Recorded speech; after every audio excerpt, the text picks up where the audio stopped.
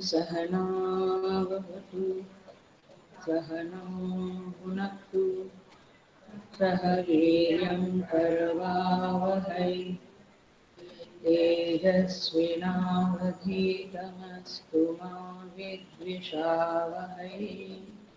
ॐ शान्ति शान्ति शान्तिः।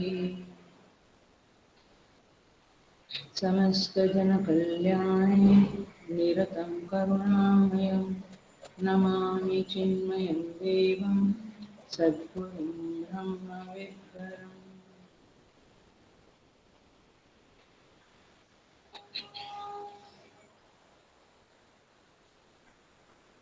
हरिओम। ईशावास्य उपनिषद का ये चौथा प्रवचन शुरू होने जा रहा है। यहाँ पे पहला श्लोक है इस ग्रंथ का, ईशावास्यम इदगम सर्वम यत्किंच जगत्यां जगत तेन त्यक्तेन भुञ्जीथाः मा गृध् कस्यचित् धनम्। इस श्लोक का पहला ही टुकड़ा चल रहा है, प्रथम पद क्वार्टर पद चल रहा है। आप बोलेंगे कब पूरा होगा? मोस्टली अगले क्लास में पूरा करेंगे हम लोग। तो आज तो हम ज्ञान मार्ग से लेने वाले हैं। तो ईशावास्यम का अर्थ होता है ईश्वर को आच्छादित करें और जगत को ईश्वर से आच्छादित करें। ये उसका मुख्य वाक्य है। यानी जगत ईश्वर से व्याप्त है, उसे हम देखें, उसे हम समझें। ये जगत जगत नहीं है, लेकिन ईश्वर से व्याप्त है और इसलिए आप उसे ईश्वर से आच्छादित ही देखें। देखिए, ये बात हमने करी मध्वाचार्य, श्री मध्वाचार्य जी के द्वैत संप्रदाय के अनुसार ये बात चल रही थी कि जहाँ पे एक जगत है और दूसरा ईश्वर है और ईश्वर को जगत, ईश्वर से जगत को व्याप्त करना है। माने सूर्य, चंद्र, तारे, नक्षत्र, पहाड़, नदियां, समुद्र, सब कुछ, पशु पक्षी, मनुष्य, सब कुछ हमें ईश्वर रूप में देखना है।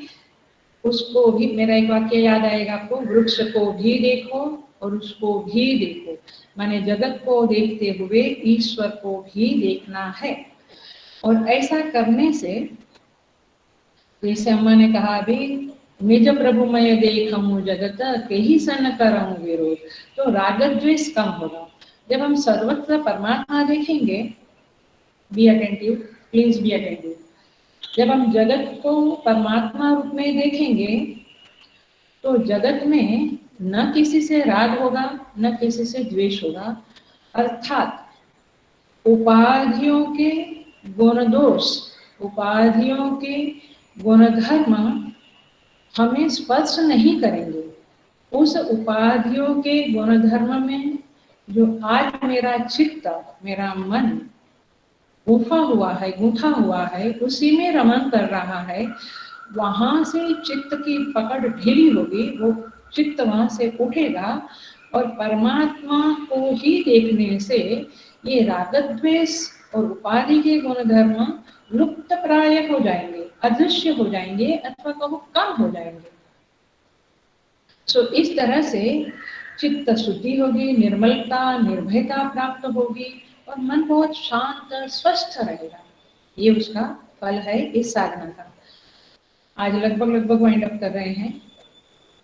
दूसरा जो साधना बताया विशिष्ट अद्वैत श्री रामानुजाचार्य जी का, उसमें किस तरह से साधना है? अंग अंगी भाव से। माने जैसे मेरा हाथ अंग है और मैं अंगी हूँ, तो हाथ हमेशा मेरी सेवा करता है। इस तरह से ये सारी सृष्टि अंग है, सूर्य चंद्र तारे नक्षत्र पेड़ पौधे सब कुछ, पशु पक्षी मनुष्य सब कुछ अंग है, और परमात्मा अंगी है अथवा सृष्टि अंगी है। सृष्टि उसका देह है, उसका शरीर है, उस अंगी का। अंगी ईश्वर है, सृष्टि उसका शरीर है।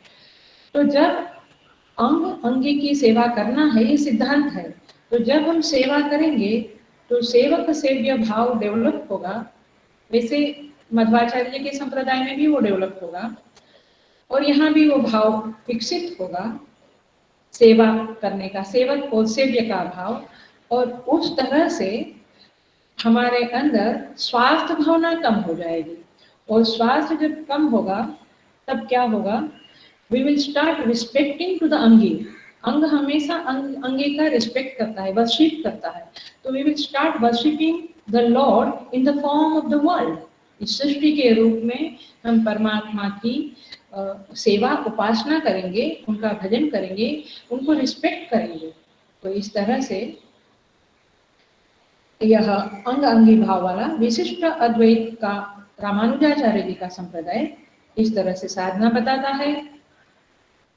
तीसरी साधना हमने देखी थी पतंजलि योग सूत्र के अनुसार, जहाँ पे सारी सृष्टि को गुरु रूप में देखना होता है और स्वयं को शिष्य रूप में देखना होता है।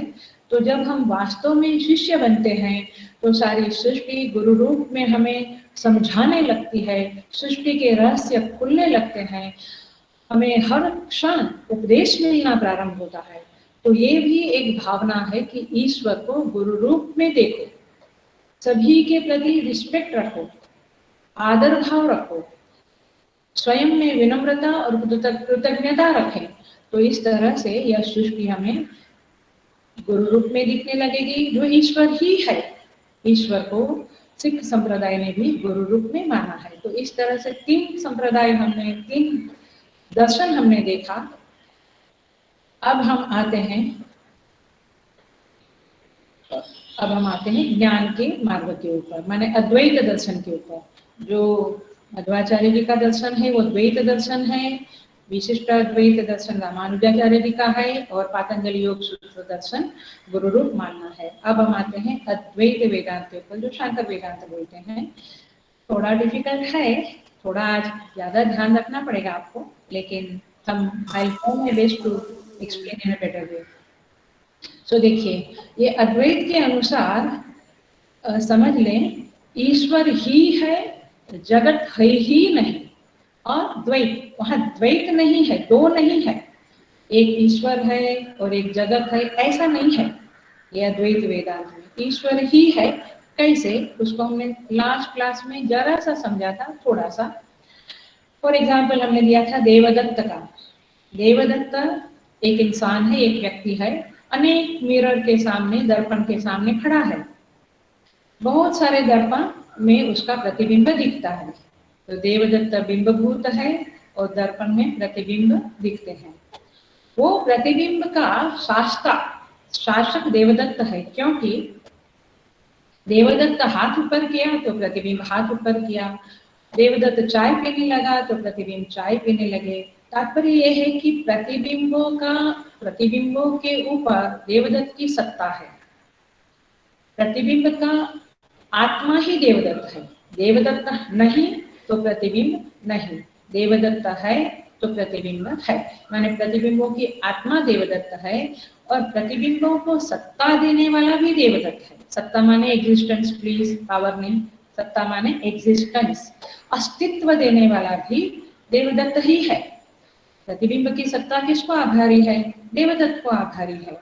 उसी तरह से उसमें जो हलन चलन दिखता है, प्रतिबिंबों में जो क्रिया दिखती है, ये जो क्रिया शक्ति है, ये भी देवदत्त के कारण है। तो स्फूर्ति देने वाला भी देवदत्त है, अस्तित्व देने वाला भी देवदत्त है। तो ये सारा कुछ प्रतिबिंबों का अस्तित्व, क्रियाशीलता, उनकी ज्ञानशीलता, सब कुछ देवदत्त के आधार पे खड़ी है। तो इसका मतलब ये हुआ कि देवदत्त उसकी आत्मा है, शासता है, शासक है, और प्रतिबिंब शासित है। देवदत्त नियंता है, प्रतिबिंब नियम्य है, कंट्रोल्ड है, and Devdatta is a controller. इस तरह से यहाँ पे शासक शासित भाव होता है। अब यहाँ पे हम देखें तो ये जो देवदत्त का बिंबभूत और प्रतिबिंब, इन दोनों के बीच में जो भेद है, प्लीज बी अटेंटिव, यह जो भेद है वो काल्पनिक भेद है, वो वास्तविक भेद नहीं है। Do you understand? समझ में आ रहा है आपको? ये वास्तविक भेद नहीं है, ये काल्पनिक भेद है। ये वास्तव में दो देवदत्त और प्रतिबिंब दो अस्तित्व नहीं है। एक देवदत्त का ही अस्तित्व है, प्रतिबिंब का अस्तित्व मिथ्या है, झूठा है ही नहीं, वास्तव में केवल आभास मात्र है, दिखता है। समझ में आ रहा है? तो वास्तविकता तो क्या है? केवल देवदत्त है। तो इसी तरह से यदि एग्जाम्पल आपने ग्रास्प कर लिया है, ग्रास्प हो रहा है? हो रहा है?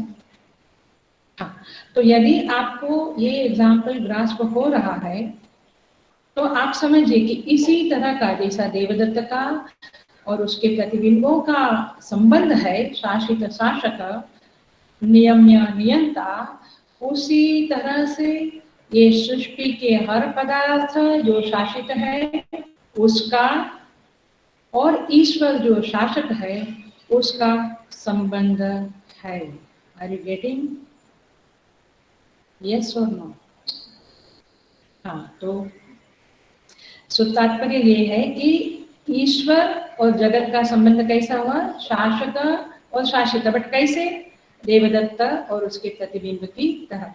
तो इसका मतलब ये हुआ कि वास्तव में ये जो सूर्य, चंद्र, तारे, नक्षत्र, प्राणी, पशु, पेड़ पौधे, समुद्र, नदियां, मनुष्य, सब कुछ जो है वो प्रतिबिंबित, वो आभास मात्र है, वो मिथ्या है। इस तरह का संबंध ईश्वर का और जगत का है। ख्याल में आता है? द्वैत में हम दोनों को सत्ता देते हैं, जगत भी सत्य है, ईश्वर भी सत्य है। विशिष्ट अद्वैत में भी दोनों की सत्ता है, गुरु रूप में भी दोनों की सत्ता है, लेकिन अद्वैत वेदांत में क्या हो गया? वो सत्ता चली गई, माने आभास मात्र है जगत। तो ईश्वर और सृष्टि के पदार्थों के बीच में शासक शासित भाव तो है, व्यावहारिक दृष्टि से है, ना नहीं बोलेंगे, लेकिन पारमार्थिक दृष्टि से केवल ईश्वर की सत्ता ही है, ईश्वर ही ईश्वर है। आ रहा है ख्याल में?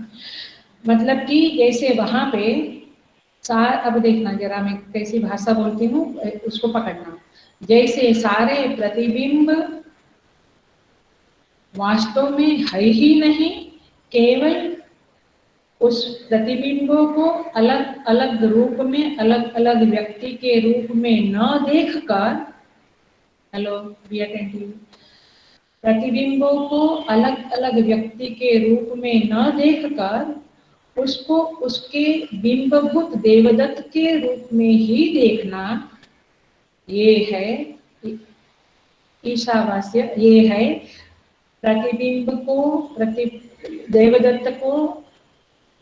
प्रतिबिंब को देवदत्त से आच्छादित करना, प्रतिबिंब को देवदत्त से आच्छादित करना माने जगत को ईश्वर से आच्छादित करना, ईश्वर से जगत आच्छादित होना है। तो इस तरह से यहाँ पे प्रतिबिंब को न देखकर, वो मिथ्या है समझकर, आभास है समझकर, केवल देव, उस सारे प्रतिबिंब देवदत्त माने बिंब भूत है, प्रतिबिंब बिंब भूत है ऐसा देखना, माने सृष्टि में सारा कुछ जो है वो आभास है, वो वास्तव में ईश्वर रूप है ऐसा देखना। माने दो नहीं देखना प्लीज, ये अद्वैत वेदांत चल रहा है, दो नहीं देखना, वे ईश्वर रूप है ऐसा देखना। ये है ईशावास्यम बाय ज्ञान मार्ग अद्वैत वेदांत के मुताबिक। अब हम दूसरा एग्जाम्पल देखेंगे। दूसरा एग्जाम्पल है जो हमारा टिपिकल एग्जाम्पल है वेदांत का, रज्जु और सर्प। तो यहाँ पे क्या भाषा बनेगी? जैसे जगत को ईश्वर से आच्छादन करें, वैसे क्या बनेगा? सर्प को रज्जु से आच्छादित करें। अभी आपको क्या दिखता है सर्प भी दिखता है और रज्जु भी दिखता है, लेकिन रज्जु से सर्प को आच्छादन करें, ये वाक्य कैसे बनता है? देखिए, रज्जु रज्जु भी अपनी सत्ता सर्प को देती है, तब सर्प दिखता है। माने सर्प का अस्तित्व रज्जु के बिना हो नहीं सकता। ठीक है, डू यू एग्री? रज्जु के बिना सर्प का अस्तित्व नहीं, तो रज्जु क्या करता है? सर्प को अस्तित्व देता है। और रज्जु थोड़ा सा हिला डुला पवन में, हवा में, तो सर्प भी हिलता डुलता है। मतलब कि रज्जु के द्वारा ही उसको स्फूर्ति भी मिलती है। तो सत्ता और स्फूर्ति रज्जु के कारण सर्प में है, ये ठीक है, ये ठीक है। उसी तरह से तो रज्जु क्या बनी? सर्प की आत्मा बनी, क्योंकि जिसके कारण मेरा अस्तित्व है वो मेरी आत्मा है। तो रज्जु सर्प की आत्मा बनी, तो सर्प को रज्जु से आच्छादित कर दें, ये क्या हुआ? सर्प को सर्प रूप में न देखकर ज्ञान द्वारा उसे रज्जु रूप में देखना, यही सर्प का रज्जु के द्वारा आच्छादन है, कवरिंग है, व्याप्त होना है। माने ये ज्ञान कि सर्प है ही नहीं, वहां तो केवल रज्जु ही है, ये समझना ही, ये ज्ञान होना ही आच्छादन करना है। Are you getting? तो ये है, तो मतलब ये हुआ कि जैसे रज्जु के द्वारा सर्प को आच्छादन करते हैं, तो क्या करते हैं हम जान जाते हैं कि ये सर्प नाम की कोई चीज है ही नहीं, वो तो मेरी कल्पना थी। उसी तरह से, और फिर मैं सर्प के द्वारा भयभीत होता था, या वहां सर्प ने तो दंड देखा तो दंड उठाने की कोशिश करता था, फूल की माला देखी, पानी का रेला देखा, ये सब कुछ अलग अलग देखा मैंने, ये सब कल्पना थी, ये मेरे मन की कल्पना थी, मेरा सुपर इम्पोजिशन था, ये आरोप था रज्जु के ऊपर। तो जब मैं सर्प को रज्जु के रूप में देखने लगूंगा, तो मैं निश्चिंत शांत हो जाऊंगा, स्वस्थ हो जाऊंगा, मुझे ना भय होगा ना लोभ होगा, मुझे ना भय होगा ना लोभ होगा, ना प्रवृत्ति होगी ना निवृत्ति होगी। ख्याल में आ रहा है आपको? तो व्यवहार में प्रवृत्ति निवृत्ति। तो तात्पर्य ये है कि उसी तरह से जब हम जगत को ईश्वर रूप में ही देखे, जगत नाम का कोई अस्तित्व था ही नहीं, ऐसा ज्ञानी जनों को मालूम पड़ता है। ऐसा जब हमें समझ में आवे, जैसे सर्प है ही नहीं, केवल रज्जु है, वैसे जगत है ही नहीं, केवल ईश्वर ही ईश्वर है, ऐसा जब हमें समझ में आवे, तो मैं स्वयं को भी ईश्वर समझूंगा और सृष्टि में सब कुछ ईश्वर समझूंगा। ये अद्वैत वेदांत का ज्ञान मार्ग में ईशावास्यम है, ईश्वर से जगत को आच्छादन करना है। माने द्वैत नहीं है, वहां पे जगत है ही नहीं, वहां क्या है? केवल ईश्वर ही ईश्वर है। देखिएगा, इसको थोड़ा चूइंग करना पड़ेगा, ऐसे समझेगा नहीं, थोड़ा मेहनत करना पड़ेगा, साधना करनी पड़ेगी। लेकिन ये है ज्ञान मार्ग का ईशावास्यम। हम थोड़े से आगे जाते हैं। मतलब आप पक्का कर लें कि उपासना में और भक्ति में द्वैत है, दो है, अन्य के ऊपर अन्य का आरोप है। जगत है मेरे लिए, जगत सत्य है, उसके ऊपर मैं ईश्वर को देखता हूँ, ये एक अलग साधना है। ये उपासना कहेंगे, भक्ति कहेंगे, द्वैत कहेंगे, भावना से आच्छादन कहेंगे। लेकिन ज्ञान मार्ग में दो नहीं है। हम कहते हैं अरे कैसे जगत दिखता है, हम कैसे ना कहें, वो आपको जगत दिखता है, हमें जगत दिखता है, क्योंकि हमारा अज्ञान अभी टला नहीं है। जब अज्ञान नाश हो जाएगा तो हमें अद्वैत का दर्शन होगा, केवल ईश्वर जो वास्तव में जैसे रज्जु ही है। नहीं, मुझे सर्प भी दिखता है और रज्जु भी दिखती है, तो कोई हंसेगा, बोलेगा ये दो कैसे दिखेगा तेरे को, या तो सर्प देख या रज्जु देख, है ना? तो ऐसे डबल नहीं देखना है। तो तात्पर्य यह है कि केवल और केवल ईश्वर को ही देखना है, ईश दर्शन करना है, ईश्वर का ही दर्शन होना है, ये है अद्वैत दर्शन। अब ये दर्शन करने के लिए एक समझ हम प्राप्त करेंगे, जरा सा देखते हैं उस समझ को, वो भी वेदांत के ही, अद्वैत की ही बात है। बहुत आचार्यों ने इस पद को, ईशावास्यम पद को ऐसे संधि अलग किया है, ईशस्य आवास्यम, ईशस्य आवास्यम माने ईश्वर के द्वारा प्रविष्ट, ईश्वर के द्वारा प्रविष्ट, ईश्वर से प्रविष्ट। देखिए माने ये जगत क्या है, ये जगत क्या है? ईशावास्यम इदगम सर्वम यत्किंच जगत्याम जगत, ये जगत में जो कुछ भी है वो सारा कुछ ईश्वर से प्रविष्ट है। ये कर्म ही प्रयोग है, कैसे बोलेंगे इंग्लिश में, passive voice I think so. तो ये है ईश्वर के द्वारा जगत के सभी पदार्थ में ईश्वर प्रविष्ट है। तैत्तिरीय उपनिषद की श्रुति कहती है तत्सृष्ट्वा, काफी लोगों को पता होगा, मिशन के लोग हैं तो, तत्सृष्ट्वा तदेवानुप्राविशत, तत्सृष्ट्वा तदेव अनुप्राविशत, उसका सर्जन करके वे परमात्मा उसमें प्रविष्ट हो गए। तो ये जगत कैसे देखना है? जैसे कि ईश्वर सब में प्रविष्ट है, ईश्वर सब में, ईश्वर का सब में वास है। लेकिन इस बात को समझने के लिए और एक एग्जाम्पल देती हूँ मैं। ये श्रुति वाक्य है, श्रुति प्रमाण है।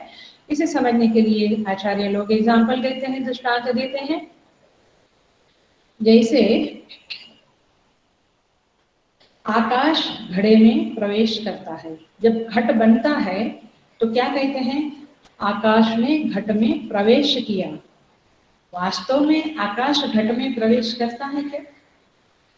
क्योंकि घट स्वयं आकाश में है, घट स्वयं आकाश में है, इसलिए वास्तव में घट में आकाश प्रवेश नहीं करता है। परंतु ऐसे कहा जाता है कि ये घट में आकाश है, जब घट बना तो आकाश ने घट में प्रवेश किया। आप समझना, ये दृष्टांत है। और दृष्टांत अपना ये है कि ईश्वर सारे पदार्थों में प्रविष्ट है, पकड़ के रखना। वास्तव में आकाश घट में प्रवेश नहीं करता है, ये घट में प्रविष्ट ही है। उस घट में जो आकाश है उसने घट के साथ तादात्म्य किया, और उस तादात्म्य के कारण, प्लीज बी अटेंटिव, ध्यान से सुनना, उस घट के अंदर जो आकाश है, उस आकाश ने घट के साथ तादात्म्य किया, और उस घट की उपाधि से तादात्म्य करके घट की मर्यादा, घट माने घड़ा, हाँ, मड़कोट, इंग्लिश में मड़कोट बोलते हैं ना, मड़कोट। उस घट के साथ तादात्म्य करके उस घट की मर्यादा को स्वीकार किया, और फिर घटाकाश के रूप में व्यवहार करने लगा, एज इफ। ख्याल में आ रहा है? वो घट के अंदर जो आकाश है ना, वो उसने समझ लिया कि मैं इतना ही हूँ, उसने घट की मर्यादा को स्वीकार कर लिया, और फिर घट में जो कुछ भी भरना है, कुछ पानी भरना, धान्य भरना वगैरह वगैरह, वो घट का जो व्यवहार है वैसे वो व्यवहार करने लगा।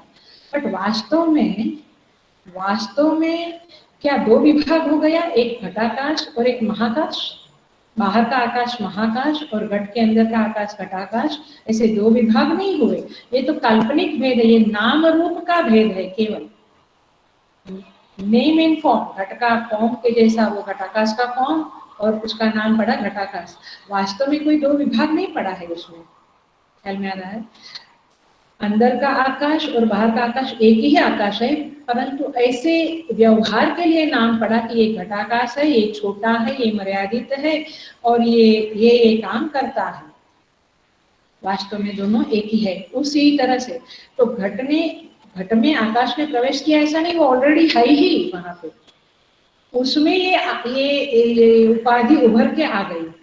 वैसे ये एग्जाम्पल था। अब हम राष्ट्रांत पे आ जाते हैं। वैसे परमात्मा सर्वत्र सदा निरंतर अविनाशी रूप से विराजमान है ही, अस्तित्व में है ही, वो हाजरा हजूर है, इज ऑलवेज देयर। लेकिन ये उपाधि बनती है, ये मनुष्य, पशु, पक्षी, पहाड़ वगैरह सारी उपाधियां जो है, ये उपाधियों में एज इफ, जैसे कि ईश्वर ने प्रवेश कर दिया, ऐसा समझा जाएगा, ऐसा कहा जाएगा। लेकिन यहाँ दो नहीं है, घटाकाश और महाकाश है, केवल एक ही।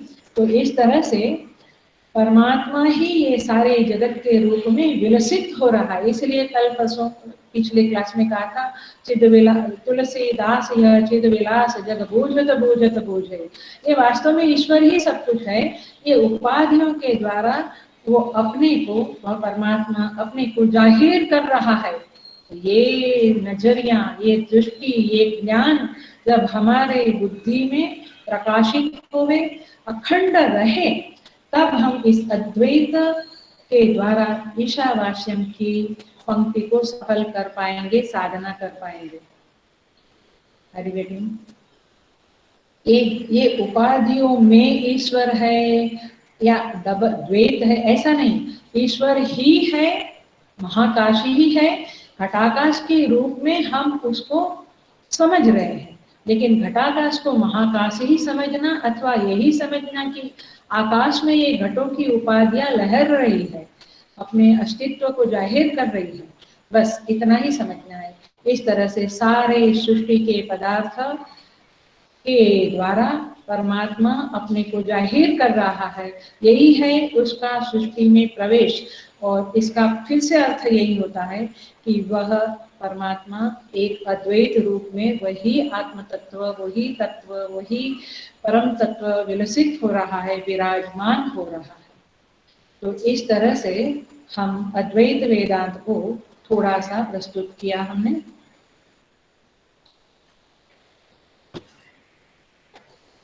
अब हम आगे बढ़ते हैं।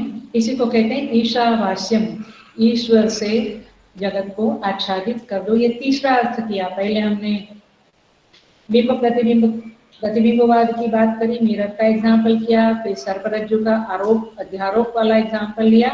अब हमने घट का एग्जाम्पल लिया और प्रवेश शब्द के द्वारा इस परमात्मा के अस्तित्व को, जो जगत में काय म्हणतात ते मराठीमध्ये घनीभूत माने ठसोठसी भरला हा विठ्ठल, बहुत सुंदर भजन है, यह बन जाए ठसोठसी भरला हा विठ्ठल।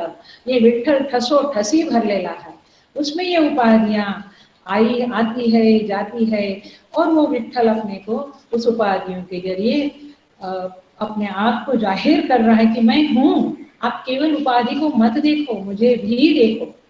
और उपाधियां तो मिथ्या है, आभास मात्र है, ये समझना है। तो इस तरह से ये ज्ञान मार्ग में हम देखते हैं। मैं एक प्रश्न रखती हूँ, उसके बाद फिर मैं थोड़ा सा भावना में आ जाऊंगी, क्योंकि बचना थोड़ा डिफिकल्ट होगा। देखिए, ऐसी बात तो श्रुति करती है, और श्रुति माता प्रमाण है, शब्द प्रमाण है, शास्त्र प्रमाण है, इसलिए मानना तो पड़ेगा। लेकिन मेरा अनुभव ये कहता है कि जगत तो, क्योंकि ईश्वर तो आनंद स्वरूप है, ज्ञान स्वरूप है, सत्ता स्वरूप है, लेकिन इस सृष्टि में तो मृत्यु दिखती है, शोक दिखता है, संघर्ष, ईर्ष्या, लोभ, क्रोध, काम, शासितत्व, ये सब कुछ दिख रहा है। तो ऐसी सृष्टि जो अपूर्णता दिखती है, उसको हम कैसे पूर्ण माने, कैसे हम उसको माने कि ये ईश्वरमय है, ये एक क्वेश्चन है। और इस क्वेश्चन को कैसे हम डील करें, कर लेते हैं थोड़ा, फिर हम भावना में जाएंगे। चलो, तो देखिए, ये जो श्रुति कहती है कि ईश्वरमय है ये सृष्टि, और मेरा अनुभव है, हम लोगों का अनुभव है कि ये सृष्टि तो दुखजनक है, अपूर्ण है, ईर्ष्या द्वेष क्रोध वाली भरी हुई है, इसको मैं ईश्वर कैसे समझूं? तो ये तुम्हारा अनुभव जो है वो प्रत्यक्ष प्रमाण है, राइट? ये प्रत्यक्ष प्रमाण है, और सृष्टि ईश्वरमय है, ये श्रुति प्रमाण है। तो यहाँ पे बलाबल का प्रयोग करना पड़ेगा, बलाबल को समझना पड़ेगा कि कौन बलवान है, क्योंकि प्रत्यक्ष प्रमाण वाला आपका जो दुख शोक है वो भी तो परमानेंट नहीं है, वो अखंड नहीं दिखता है आपको। इसका मतलब ये है त्रिकाले अपि तिष्ठति सत, जो तीन काल में है वो सब, बट ये तो जो दिखता है वो तो थोड़ा दिखा है, फिर गया, फिर आया, फिर गया, ऐसा चल रहा है। तो ये सच है कि इसकी स्तुति माता जो कहती है वो सच है, इसका विचार करना पड़ेगा। देखिए, ये फिर से हम एग्जाम्पल पे जाते हैं, रज्जु का एग्जाम्पल पे जाते हैं। ये रज्जु के ऊपर हमने सर्प को देखा, ये किस आधार पे देखा, किस आधार पे देखा, सोचिए। तो जब देखा तो इस मान्यता के आधार पे हम उस सर्प को भगाने का कोशिश करते हैं लकड़ी लेके, या तो फिर हम खुद पलायन करने का कोशिश करते हैं, क्योंकि सर्प से हमें भय है। तो सर्प को देखते हुए भय भी हुआ, उससे पलायन करने की कोशिशें की, ये सब हमने किया। अब किसी गुरु के द्वारा, किसी व्यक्ति के द्वारा पता चला कि ये सर्प नहीं है, ये तो रज्जू है। जब ये रज्जू है ऐसा ज्ञान हुआ, तो ये आपका जो प्रत्यक्ष दिखना था, नहीं मुझे दिखता है ये सर्प है, what are you talking, I am seeing it as a snake, मैं इसको स्नेक के रूप में देख रहा हूँ, क्या बात करते हैं आप, ऐसा जब हम बोलते हैं। तो अभी हम, तो फिर जब हमें किसी ने बताया कि ये रज्जू है, तो हमारा भय चला गया, पलायन करना चला गया, सब कुछ चला गया और हम शांत स्वस्थ हो गए। उसी तरह से ये जगत में क्या बात करते हैं, ये जगत में मृत्यु है, अपूर्णता है, ईर्ष्या है, क्रोध है, संघर्ष है, अन्याय है, क्या बात करते हैं, ये सब कुछ है। हाँ जी, आपको दिखेगा, क्योंकि आपने अभी रज्जू को नहीं देखा, माने ईश्वर को नहीं देखा। Are you getting? तो इसीलिए जब ये रज्जु दर्शन होगा तो सर्प दर्शन का अभाव हो जाएगा। इसी तरह से अभी जो आपको जगत दर्शन, द्वंद्वात्मक जगत का दर्शन हो रहा है, ये दुखात्मक जगत का दर्शन हो रहा है, ये दर्शन तब मिटेगा जब आपको ईश्वर दर्शन होगा। इसीलिए ये मत कहिए कि ये जगत तो ऐसा ही है। ईश्वर दर्शन करने की साधना करें, शास्त्रों का अध्ययन करें, समझे, गुरु से ज्ञान प्राप्त करें, जप वगैरह करके, निधिध्यासन, श्रवण मनन निधिध्यासन करके जब हम ईश्वर दर्शन करेंगे, तब ये जो आपकी मान्यता है कि जगत ऐसा है, वैसा है, दुख देता है, कभी कभी खुशी देता है, ये सारी बातें आपकी चली जाएगी। इसलिए श्रुति प्रमाण है, उसे पहले पकड़े, उस बात में श्रद्धा रखे, फिर श्रुति ने जिस तरह से ईश्वर दर्शन की प्रोसेस, प्रक्रियाएं बताई है, वो सब करें, तब जाकर यह अद्वैत दर्शन होगा। तो ईशावास्यम का अर्थ क्या हुआ? ईश्वर से इस जगत को आच्छादित करना, माने रज्जु दर्शन करो, बिंबभूत देवदत्त का दर्शन करो तो प्रतिबिंब काल्पनिक है, ये पता चल जाएगा। रज्जु दर्शन करो तो सर्प बिलीफ है, केवल एक मान्यता है, केवल मेरा अध्यारोप है, सुपर इम्पोजिशन है, ये पता चल जाएगा।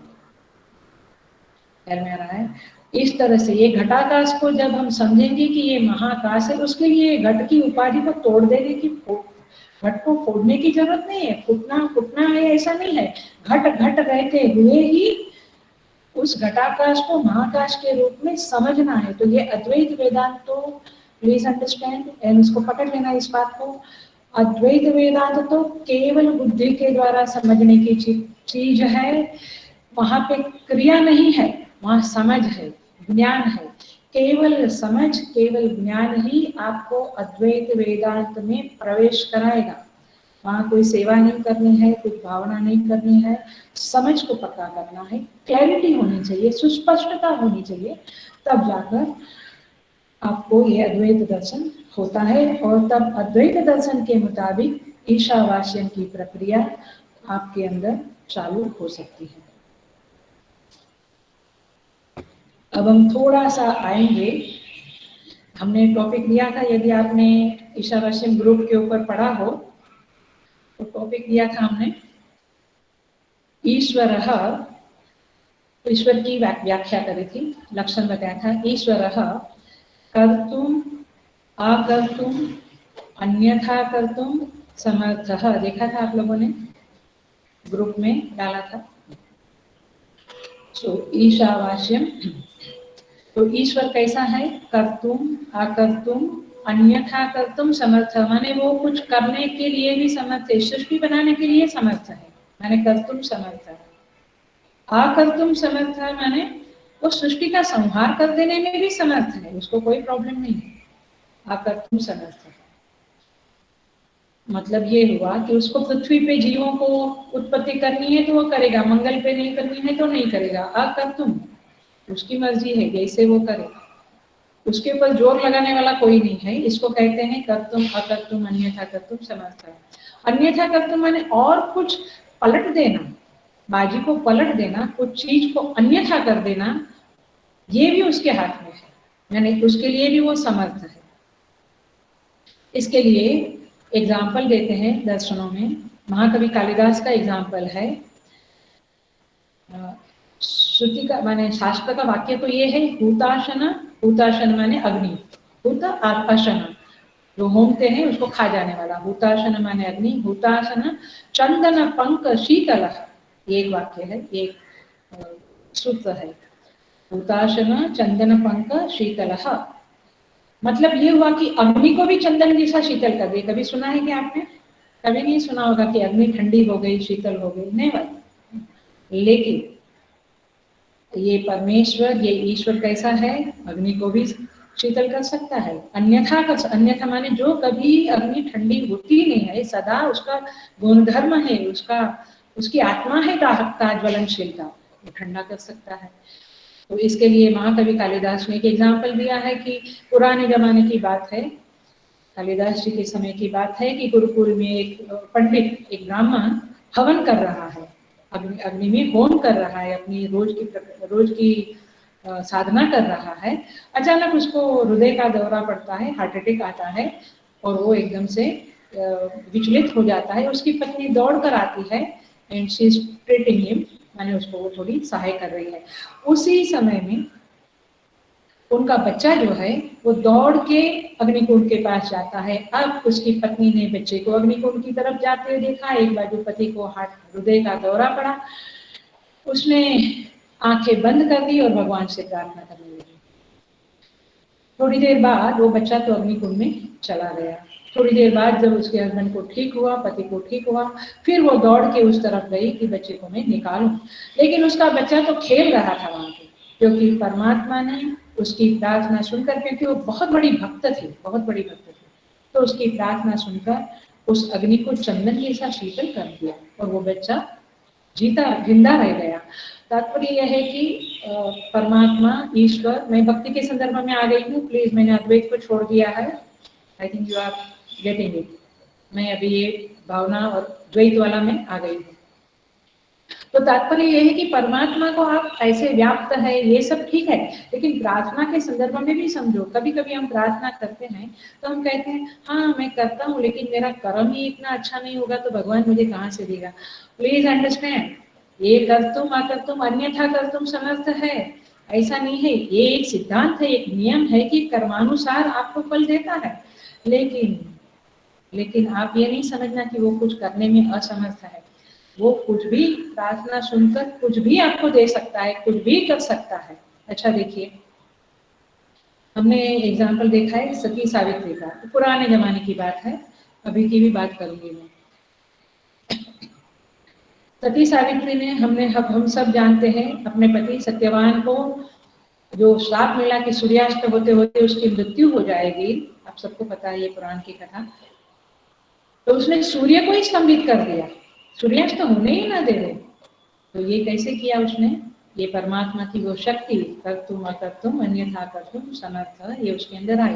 गोरा कुम्हार की बात करें, आज के समय की कलयुग की बात करें, 400-500 साल पहले ये संत ज्ञानेश्वर, नामदेव महाराज, ज्ञानेश्वर महाराज, सब संत तुकाराम, गोरा कुम्हार, ये सब हो गए, ये सब महाराष्ट्र के बहुत बड़े बड़े संत हो गए।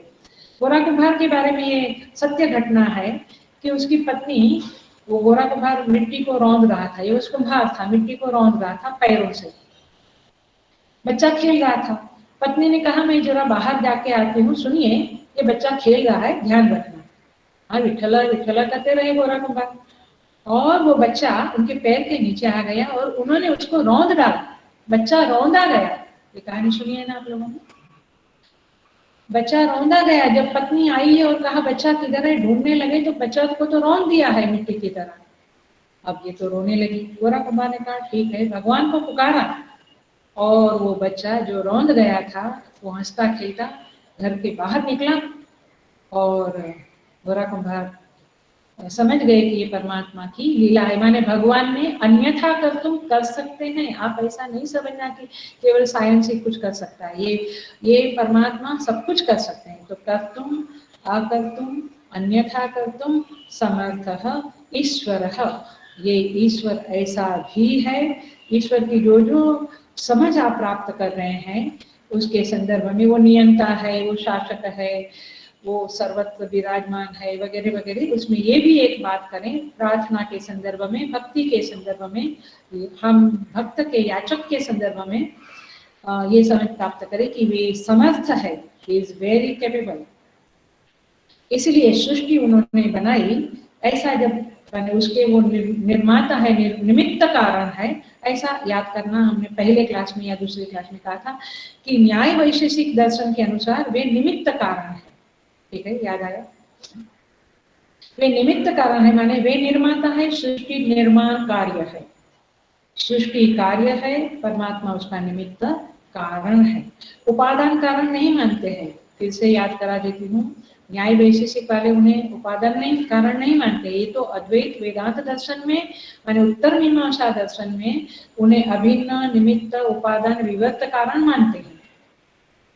तो ये जो निमित्त कारण मानते हैं, परमात्मा ने सृष्टि बनाई, तो खंडन करने, अब थोड़ा सा खंडन मंडन का मजा भी लीजिए, मैंने ये भी थोड़ा समझ ले रहे हम, क्योंकि ऐसा नहीं कि एक बार एक लेक्चर सुना तो मेरी साधना एकदम से पक्की बन गई। नहीं, बहुत मनन करना पड़ेगा, बहुत श्रवण बहुत मनन करके निधिध्यासन करके साधना में पक्का बनना होता है। तो निमित्त कारण परमात्मा है, उन्होंने सृष्टि बनाई। तो खंडन कैसे करते हैं देखो, आपको भी विचार की एक प्रक्रिया मिलेगी। आप लोगों ने शिव महिमा सुना होगा, हमारे आश्रम में तो हर सोमवार को शिव महिमा का पाठ होता है। जैसे अपने अहमदाबाद में रोज शाम को पाठ होता था, वैसे हमारे यहाँ भी 7 से 8 रोज पाठ होते हैं, विष्णु सहस्त्रनाम, शिव महिमा एटसेट्रा, ललिता सहस्त्रनाम वगैरह वगैरह। तो वहाँ पे एक श्लोक आता है, यदि आपको याद है तो मैं बोलती हूँ। किमिह किंकाय सखलु किमुपायस्त्रिभुवनम् किमाधारो धाता सृजति किमुपादान इति च। श्लोक सुना होगा, ये शिव महिमा का, याद आता है? सो किमिह, अब ये परमात्मा ने सृष्टि बनाई, फिर वो सृष्टि में सर्वत्र है, ये बातें तो आप करते हैं, लेकिन खंडन करने वाले कैसे आपको पूछते हैं, देखिए। खंडन करने वाले पूछते हैं किमिह, उस परमात्मा ने क्या चेष्टा की, क्या क्रिया की, क्या इच्छा थी उसके अंदर कि उसने ये सृष्टि बनाई। माने कुछ भी उत्पत्ति होती है तो कुछ क्रिया मांगती है, मकान बनता है तो कारीगर लोग कुछ क्रिया करते हैं। तो क्या क्रिया की, क्या चेष्टा की? चेष्टा के बिना तो उत्पत्ति होती नहीं है, उत्पत्ति सदा क्रिया प्रयुक्त होती है। समझ में आ रहा है? उत्पत्ति कुछ भी हुई तो क्रिया प्रयुक्त होती है। तो ईश्वर ने क्या क्रिया की, ईश्वर ने क्या क्रिया की कि सृष्टि बन गई? क्या क्रिया शक्ति चेष्टा ईश्वर में है? प्रश्न करते हैं, हम आंसर देंगे बाद में, लेकिन प्रश्न 5 प्रश्न है इसके अंदर, एक श्लोक के अंदर शिव महिमा के। किमिह किम कायः, उस परमात्मा का शरीर कैसा था? क्या वो शरीरधारी था और उसने सृष्टि बनाई? क्योंकि सृष्टि माने कोई भी पदार्थ की रचना करने के लिए हमें शरीर तो होना चाहिए। कुम्हार का शरीर है तब तो घट बनता है, जुलाहे का शरीर है, कोई शरीरधारी है तब तो कुछ उत्पत्ति होती है। बिना शरीरधारी आत्मा कुछ उत्पन्न करता है क्या? करता है? नहीं करता है। आत्मा कुछ उत्पन्न नहीं कर सकता है, शरीरधारी जीव ही उत्पत्ति करता है। तो परमात्मा को क्या शरीर था, कैसा शरीर था? किम कायः, किम इह किम कायः, कौन सा शरीर उस परमात्मा को था? उस परमात्मा के पास क्या शरीर था? क्योंकि शरीरधारी किसान ही अनाज पैदा कर सकता है, शरीरधारी जुलाहा ही कपड़ा वस्त्र पैदा कर सकता है। तो इस तरह से किम काय, किमिह किम कायः सखलु किमुपायस्त्रिभुवन, उसके पास क्या साधन था? जैसे किसान के पास हल होता है, बैल होते हैं, कुम्हार के पास चक्र होता है, दंड होता है, जुलाहे के पास अपना मशीन होता है, मैंने वो कपड़ा बुनने का मशीन होता है, साधन होता है। परमात्मा के पास क्या साधन था? कैसे उसने, कौन से साधन से उसने ये सब सृष्टि की, उत्पत्ति की, ये सृष्टि की रचना के बारे में। मतलब दे वांट कि ईश्वर नाम की कोई चीज नहीं है, क्योंकि वे क्या कहते हैं, जो नास्तिक है, नास्तिकवाद है, या वेदों को जो प्रमाण नहीं मानते हैं, वे क्या कहते हैं कि ईश्वर नाम की कोई चीज है ही नहीं। तो वे लोग प्रश्न करते हैं कि कौन सा ईश्वर, क्या शक्ति उसके अंदर, कौन सा शरीर था, क्या साधन था उनके पास।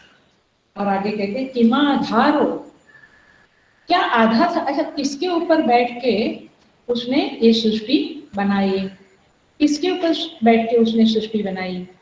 तो इस तरह से ये प्रश्न करते हैं कि अच्छा हम कहेंगे कि माने सृष्टि पृथ्वी बनाई, तो हम कहेंगे पृथ्वी पे बैठ के, तो पृथ्वी पे बैठ के पृथ्वी कैसे बनेगी, या पृथ्वी का सब चीजें कैसे बनेगी। अच्छा पहले सारी सृष्टि पृथ्वी पे बैठ के बनाई, तो पृथ्वी कैसे बनाई, ये भी प्रश्न आता है। तो ये लोग खंडन करते हैं ईश्वर के अस्तित्व का, खंडन का, ये सारे प्रश्न है। आप सोचिएगा इसके ऊपर। और फिर कहते हैं किमा धारो धाता सृजते किमुपादान इति च। ये किमुपादान, मटेरियल कोर्स क्या था, ये निमित्त कारण तो है, लेकिन उपादान कारण क्या था। जैसे जैसे गहना बनता है तो सुवर्ण उपादान कारण होता है, जैसे घट बनता है तो मिट्टी उपादान कारण है, कॉटन उपादान कारण है वस्त्र के लिए। तो परमात्मा के पास क्या उपादान कारण था जिसके द्वारा उसने सृष्टि बनाई। ये बड़े गहरे गहरे प्रश्न है और इसके बड़े गहरे गहरे आंसर है। हम थोड़ा सा देखेंगे, वो गहराई में तो हम नहीं जा सकेंगे इस तरह के ऑनलाइन सत्संग में, लेकिन ये प्रश्न को आप सोचिएगा और आपको मिलेगा। ये खंडनवाद है, ये सांख्य का और पूर्व मीमांसा का खंडनवाद है, क्योंकि दे डोंट बिलीव इन ईश्वर, वे ईश्वर में मानते नहीं है। तो यहाँ पे उपनिषद की स्तुति का उद्धरण करती हूँ मैं, और माने आचार्य लोग और बताते हैं कि मुंडक उपनिषद में हम प्रश्न का उत्तर दे रहे हैं कि कैसे परमात्मा ने सृष्टि बनाई, कैसे वो है, कैसे उसने इस सृष्टि को बनाया, निमित्त कारण, उपादान कारण वगैरह वगैरह। तो देखिए उपनिषद का मंत्र है मुंडक उपनिषद 117 प्रथम मुंडक प्रथम खंड 7वां मंत्र। वहां कहते हैं यथोर्णनाभिसृजते गृह्णते च यथा पृथिव्यात् औषधयः सम्भवन्ति यथा सतः पुरुषात् केशलोमानि तथा अक्षरात् संभवति इह विश्वम्। जैसे ऊर्णनाभि माने मकड़ी अपने अंदर से ही वो लाड़ को निकाल के जाला बनाती है और फिर अपने अंदर ही उसको फिर से उपसंहार कर लेती है, उसको फिर से समेट लेती है, वैसे परमात्मा ने, ईश्वर ने अपने अंदर से ही सृष्टि माने उपादान कारण भी उसके अंदर है, उसी उपादान कारण से अंदर से ही सृष्टि बनाई और सृष्टि का संहार भी अपने अंदर कर लेता है, माने सारी सृष्टि उनमें समा जाती है और सृष्टि उनसे बाहर निकलती है। यथा ऊर्णनाभि का एग्जाम्पल देते हैं उपनिषद। यथा ऊर्णनाभि सृजते गृह्णते च, सर्जन करती है, फिर उसमें रहती है, फिर उसका संहार करती है, वैसे ही परमात्मा का ये सृष्टि के साथ का कारोबार है। यथा पृथिव्याम औषधयः संभवन्ति, ये पृथ्वी में से जैसे औषधि बनती है, माने बीज तो हमने डाला तो उसमें से औषधि निकली, ये बात हम समझते हैं, लेकिन सबसे पहले औषधि कैसे निकली होगी, ये प्रश्न है ना। सबसे पहले कैसे, तो ये पृथ्वी में से ही निकली, जिस तरह से निकली वैसे ईश्वर से सृष्टि निकली। एक सिंपल भाषा में ये बताते हैं, उसकी गहराई में बहुत कुछ जाना पड़ेगा। तो पृथ्वी में से जैसे औषधि उत्पन्न होती है, मकड़ी जैसे अपने में से जाला बनाती है, वैसे परमात्मा ने इस सृष्टि का सर्जन किया।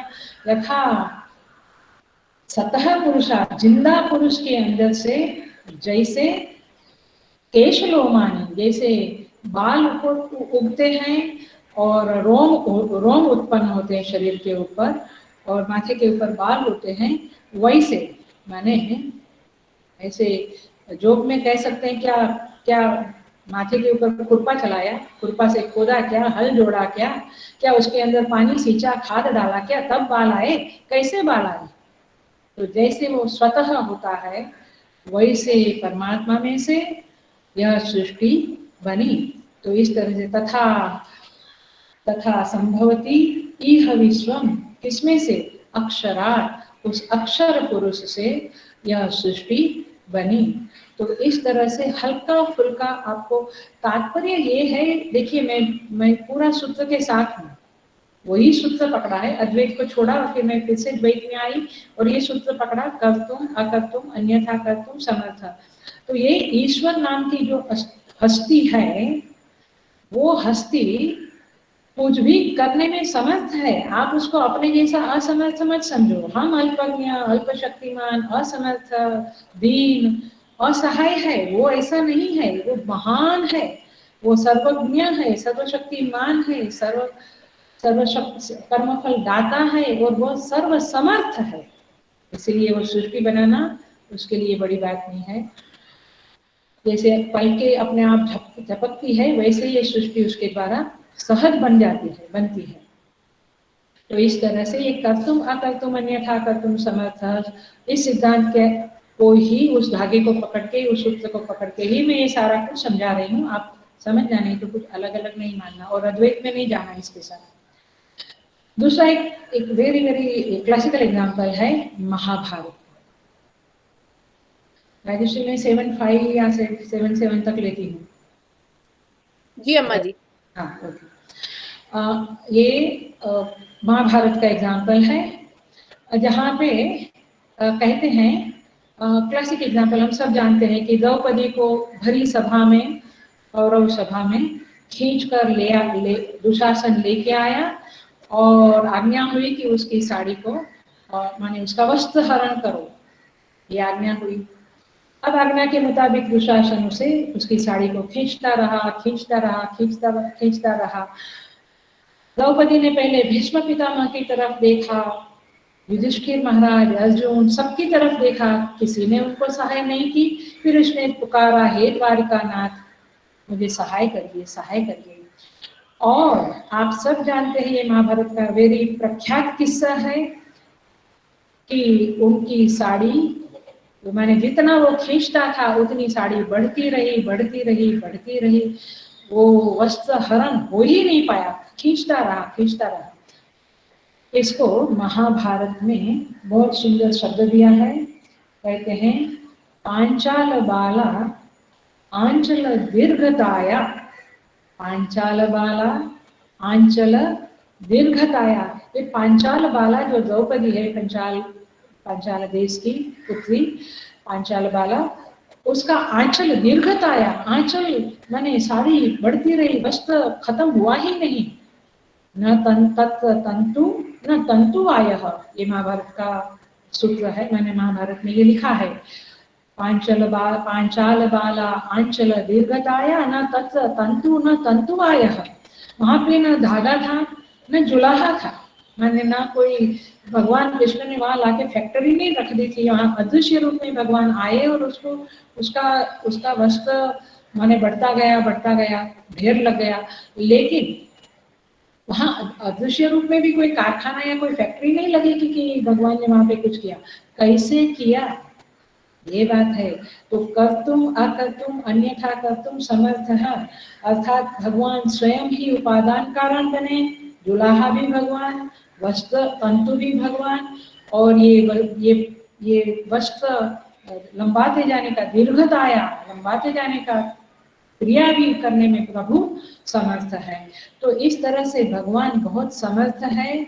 हम उन्हें क्या समझ रहे हैं, एक व्यक्ति के रूप में समझे तो भी समझो, बट उनकी सामर्थ्य को हमारे चित्त में, उसकी सामर्थ्य अखंड उभरती रहनी चाहिए।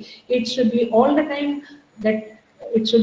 द टाइम प्रकाशित होनी चाहिए, वो हमारे चित्त में याद रहना चाहिए कि परमात्मा ऐसा समर्थ है। फिर आप प्रार्थना करो, देखिए कैसे नहीं फलती है। हम परमात्मा को कुछ समझे और फिर प्रार्थना करें, तब तो वो फलेगी। हम ऐसे ही कुछ व्यक्ति मान के फिर कहेंगे मेरे कर्म बड़े मजेदार हैं हम फिर कहते हैं मेरा कर्म ही ऐसा है, इसलिए ऐसा नहीं है। प्रार्थना का रहस्य तो बहुत जबरदस्त है, किसी श्लोक में आएगा तो हम बताएंगे, जबरदस्त प्रार्थना का रहस्य होता है। तो तात्पर्य यह है कि प्रभु स्वयं अभिन्न निमित्त उपादान विवर्त कारण है और वे कर्तुम अकर्तुम अन्यथा कर्तुम समर्थ है। एक एग्जाम्पल दे देते हैं, आपका स्वप्न साम्राज्य, ये भी वेदांत का, अद्वैत वेदांत का टिपिकल एग्जाम्पल है। स्वप्न में श्लोक है, श्रुति में श्लोक है, न तत्र रथा न रथयोगाः न पन्थानो भवन्ति, न तत्र रथा न रथयोगाः पंथानो च पंथानो भवन्ति। वहाँ पे स्वप्न में न रथ है न घोड़े है, रथ योगा माने न घोड़े है न रास्ते हैं, लेकिन हमें सब कुछ दिखता है। तत्र रथान रथ योगान पथः सृजते, वहाँ पे रथ घोड़े और रास्ता का सृजन हो जाता है। कैसे होता है?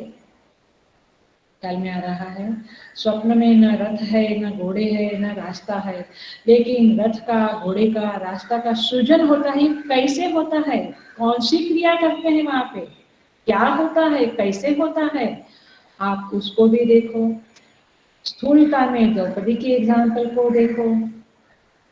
श्रुति माता का ये मकड़ी का जाला और पृथिव्याम औषधय संभवंती सतः पुरुषात् केशाः संभवंती, ये सब देखो। आप सोचिए इसके ऊपर, तब समझेगा कि एक कैसा महान समर्थ शासक है। शासक तो है बट समर्थ है।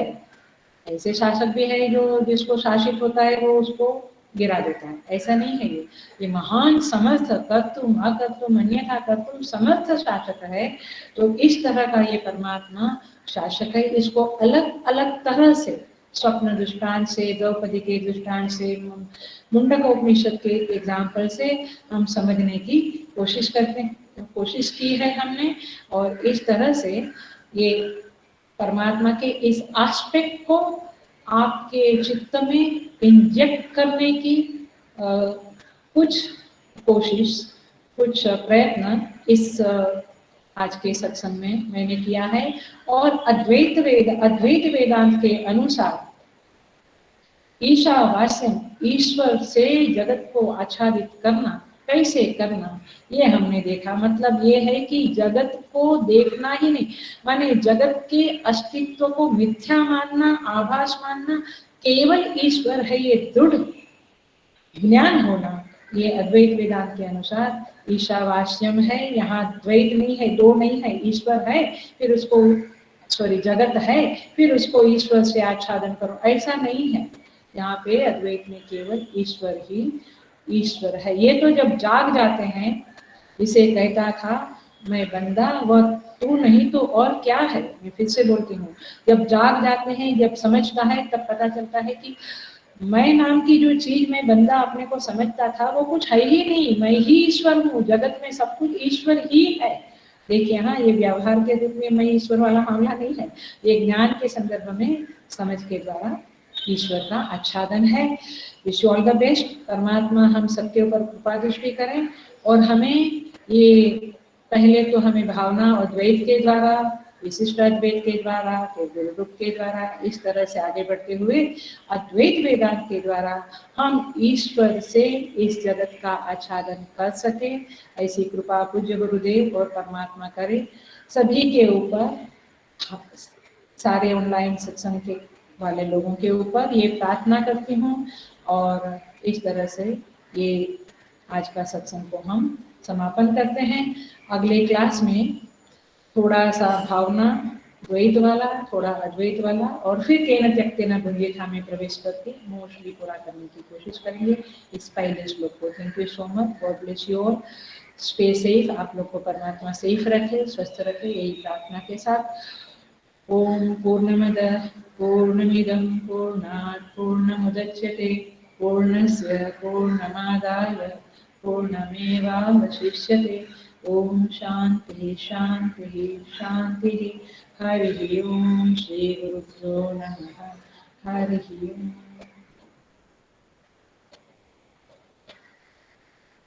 Thank you.